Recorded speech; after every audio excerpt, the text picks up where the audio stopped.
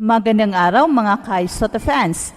Sina Kai Soto at Vector Wembanyama ay parihong itinuturing ng mga pambihirang talent sa larangan ng basketball. Sila ay parehong matangkad, athletic at may potensyal na magdomina sa anumang liga kung saan sila maglalaro. Sa murang edad pa lamang, kapansin-pansin na ang kanilang kakayahan na magtala ng double-double performance na bihirang makita sa mga manlalarong nasa kanilang kategorya. Bagamat si Wemby ay kasalukuyang tinaguri ang alien ng NBA dahil sa kanyang kakaibang skill set, ang mabilis na pag-unlad ni Kai ay nagbibigay ng pag-asa na maaari siyang makipagsabayan sa ganitong uri ng manlalaro sa hinaharap. Si Vector Wembanyama ay kilala sa kanyang tangkad na umabot sa 7'4", kasabay ng kanyang pambihirang wingspan na higit sa 8 feet. Ang ganitong kombinasyon ay nagbibigay sa kanya ng malaking kalamangan sa depensa, lalo na sa shot blocking at rim protection. Samantala si Kai naman ay hindi rin pahuhuli.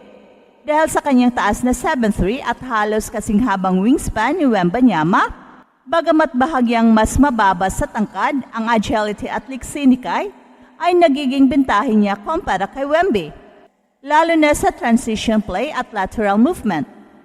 Ang mas magaan na build ni Kai ay nagpapahintulot sa kanya na maging mas mabilis sa floor, isang aspeto na mahalaga sa modern basketball kung saan ang tempo ay mas mabilis kumpara noon. Ang athleticism ni Wemby ay madalas inilalarawan bilang generational dahil sa kanyang kakayahang tumakbo ng parabang isang guard at nagpakita ng finesse moves na bihirang makita sa isang manlalaro na may ganito katangkad. Subalit si Kai ay may kakaibang estilo na maihahambing sa mga hybrid big men ng NBA tulad ni Kristaps Porzingis at Jaren Jackson Jr.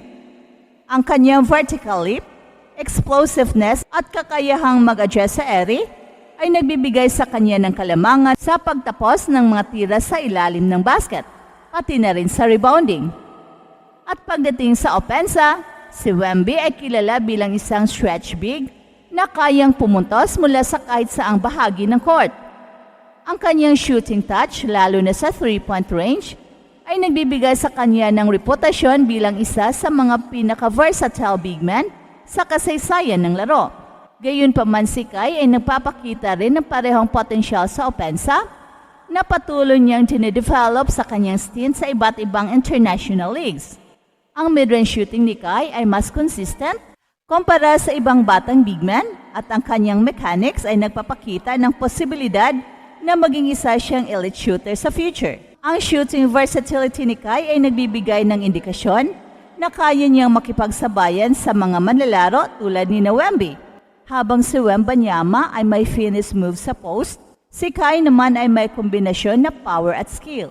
Ang kanyang footwork ay patuloy na gumaganda na mahalaga para sa mas advanced na low post play, at dagdag pa rito, ang kanyang pick and roll execution ay nagpapakita ng maturity na bihirang makita sa mga batang big men. Ang abilidad niyang magtapos gamit ang parehong kamay ay nagpapataas pa ng kanyang versatility bilang scorer. Isa sa mga pinaka-pinupuri kay Wemby ay ang kanyang defensive instincts. Ang kanyang tangkad, haba at timing ay nagpapahintulot sa kanya na maging isang elite rim protector.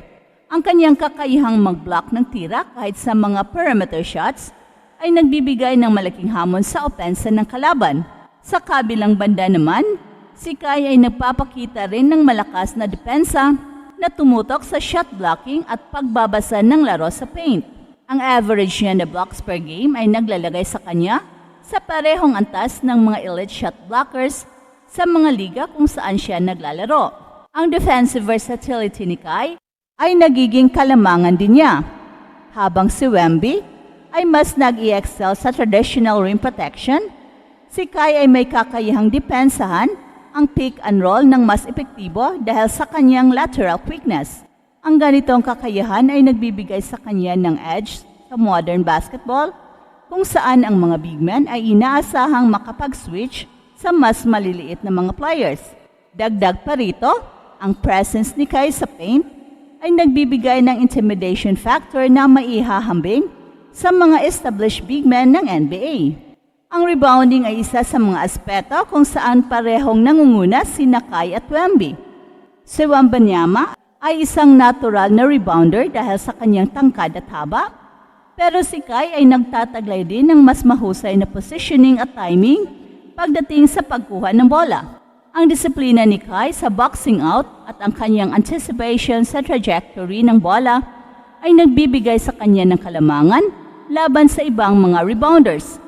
Bagamat mas athletic si Wemby, si Kai ay napapakita ng mas mataas na basketball IQ sa aspetong ito na mahalaga sa mga high-pressure na laro. Sa murang edad, si Wembanyama ay nagpakita ng maturity sa kanyang laro at leadership sa loob ng court. Ang kanyang pagiging kalmado sa mga crunch time moments ay isang katangian na nagpapatibay sa kanyang reputasyon bilang isang franchise player. Gayunpaman si Kai ay hindi rin nagpapahuli pagdating sa aspeto ng mentality. Ang kanyang karanasan sa paglalaro sa iba't ibang international leagues tulad ng NBL Australia at Japan B-League ay nagbibigay sa kanya ng resilience at adaptability na bihirang makita sa mga manlalaro sa kanyang edad. Si Kai ay may natural na karisma na nagbibigay inspirasyon sa kanyang mga kakampi. Ang kanyang work ethic at dedikasyon sa pagpapabuti ng kanyang laro ay nagpapakita ng isang manlalaro na handang magtrabaho para maabot ang kanyang full potential.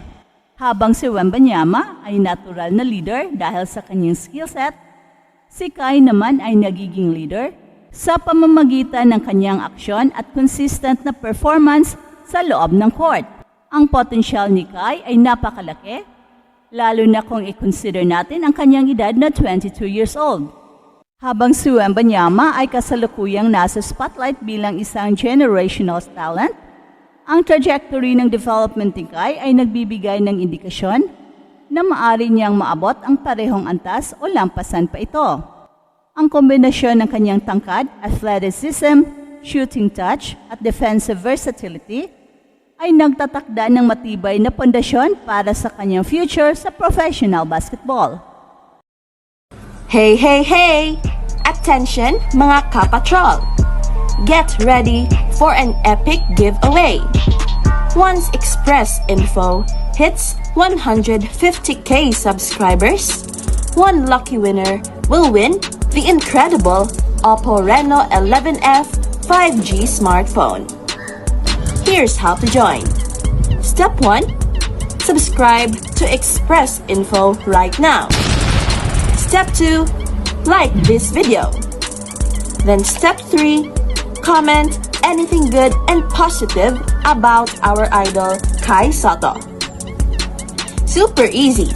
Just subscribe, like, and comment.